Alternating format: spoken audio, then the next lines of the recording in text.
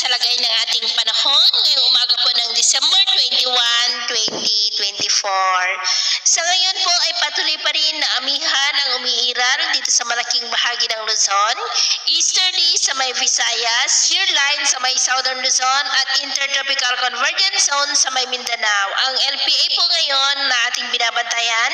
dito sa loob ng ating area of responsibility ay nasa kanlurang baybay na po ng Sulu Archipelago. At sa atin pong long range forecast ay wala pong bagyo na nakikita rito na tatawid po dito sa ating kalupaan hanggang sa matapos ang taon na ito. Pero may nagbabanda pa rin na isang sama ng panahon na maaari na mabuo sa unang linggo ng susunod na taon at ang development niya ng ating babantayan kung matutuloy po o hindi. At sa lagay po ng ating panahon ngayong umaga ay maayos naman ang panahon sa malaking bahagi na ating bansa pero may chance pa rin ng cloudy skies with isolated rains lalo na po sa silangan ng Cagayan, Calabarzon, Bicol Region, Mimaropa, Aklan, Capiz, northern part ng Negros, Cebu, Bohol, Samar Provinces, Leyte, Sulu Archipelago, Zamboanga, Surigao Provinces, Davao Oriental at ilang bahagi ng Sarangani.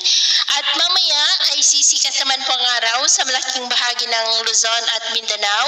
pero may chance pa rin ng cloudy skies with isolated rains sa silangan po ng Cagayan Valley, Calabarzon, Bicol Region, Mimaropa, Aklan, Capiz, Northern Negros, Cebu, Bohol, Leyte, Samar Provinces, Caraga, Mati, Sarangani, Zamboanga at Sulu Archipelago. At mamayang hapon, mas maraming lugar ulit ang makakaranas ng cloudy skies with isolated rains, lalo na po sa may Southern Luzon, Visayas, Mindanao at ilang bahagi ng Northern Luzon, kaya mag-ingat pa rin po tayo. At sa atin naman pong mga baybayin, maalon po sa seaboard ng kanluran ng Luzon, silangang baybay ng ating bansa at sa mga baybay ng Batanes, Babuyan Islands at Cagayan dahil ang mga alon dyan ay posible po na aabot